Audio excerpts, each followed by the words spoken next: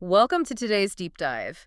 Um, did you know it takes hearing 5 positive statements to undo the psychological damage of just one negative remark? Oh, wow. Yeah, that is a really intense ratio. Right. Now imagine a lifetime of silence where, even the baseline of warmth is just completely missing. Yeah, that's heavy. It is. So today we're unpacking a single, incredibly potent piece of poetic text that you actually shared with I us. did, yeah. And our mission here is to explore this profound exchange centered entirely on exposed vulnerability and the radical act of giving someone the words they've just never been given. Right. I mean, it's essentially an intervention dressed as poetry. Yeah. We're looking at a subject who has lived with this severe deficit of affection, Mhm. like what the author calls the absence of beautiful words you never heard a long time ago. Okay, let's unpack this. Because when someone has been starved of affection, the sudden introduction of it isn't just nice, right? It's a total shock to the system. Oh, absolutely. What's fascinating here is how the text establishes the psychological baseline of the person receiving these words before introducing the remedy. Right. They set the scene first. Exactly. They note that this world can sometimes be so cold, and that isn't just like background detail. No, of course not. The intervention, this whole idea of imprinting on your soul, Right.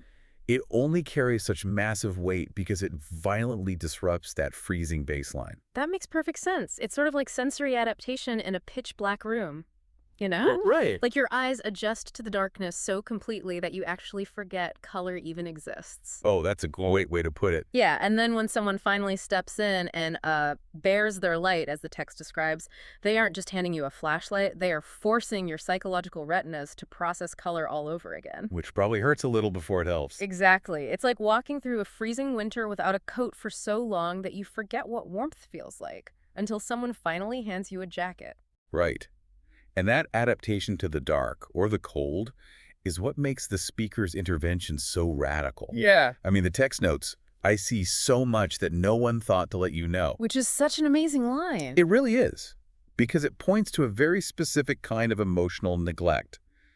The speaker isn't just tossing out a random compliment here. Right, they're doing something way more intentional. Yeah, they're actively identifying a void that was created by the indifference of other people, and they're choosing to fix it by revealing the subject's true hidden worth. Okay, but I do want to push back on the motivation there just a little bit. Oh, sure. Because the speaker says it's their honor to bear my light and show you the best I have. Right. Is bearing my light a display of ego?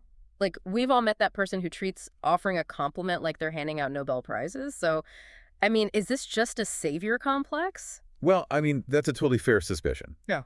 But the mechanism of healing here relies entirely on mutual exposure. Mutual exposure. Yeah. By framing it as an honor, the action is rooted in service rather than hierarchy. Bearing your light means you have to drop your own armor first. Ah, I see what you mean. Right. You cannot thaw someone else's emotional freeze while remaining safely bundled up behind your own walls. You have to expose your own vulnerabilities to the elements to create that shared warmth. Wow, okay, yeah. Because bearing your own light requires so much courage. The delivery of those beautiful words transcends just simple communication. Exactly. It becomes an act of shared survival. And that shared survival brings us to the ultimate purpose of this text, which is the delivery of the words themselves. The author writes, "To be heard, my beautiful words." Right. It's the culmination of stepping into the cold, offering up your own vulnerability so the other person finally feels seen. So what does this all mean? Ultimately, the text repositions validation, not as a passive feeling you just hope someone stumbles upon, but as an active, deliberate intervention. Yeah, absolutely. It's showing up with the absolute best you have, just so they can finally be heard and validated, right? To counter the indifference of the world. And it takes immense courage to be the one who steps in to offer those beautiful words that a cold world failed to provide. It really does. Which leaves you with a thought to mull over for today. Yeah.